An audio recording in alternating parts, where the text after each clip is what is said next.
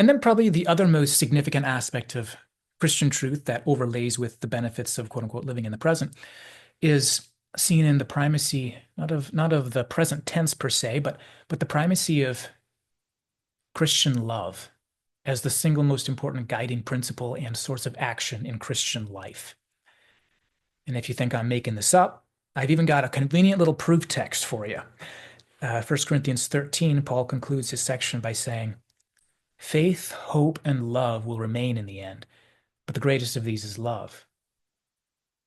And if you read through the New Testament carefully, you'll repeatedly find these three together again and again, these three virtues, faith, hope, and love. And over time, you may come to realize that this is a consistent thematic pattern throughout the New Testament. These three code words are almost like a motto for first century Christianity: faith, hope, and love.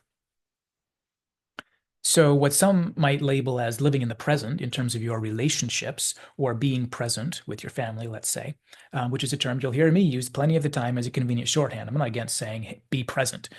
But what some might label as living in the present or being present in terms of your relationships, in New Testament terms, for followers of Jesus, the more accurate description theologically would be to refer to this as the spiritual virtue transformation in which Christian love guides our actions and the orientation of our hearts and guides the focus of our attention.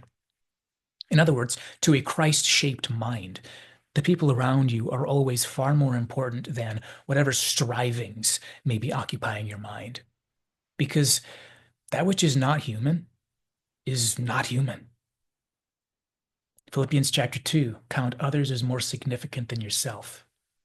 So focus on them. Be present with them, not for the sake of the present, as though the present was more special than its competition, but for the sake of this person, this priceless person who is of priceless specialness, and for the transformative instantiation of Christian love, and for the imitation of Jesus Christ. For the Christian will choose to be, quote unquote, present with others, not because the present is more worthy, but because the human person is of greater value than any goal, concern, or aspiration. Because others are more important than yourself. Because love is the greatest of the core Christian virtues. And among any short list of things that are going to last forever, people has got to be one of the highest ranking ones to be found.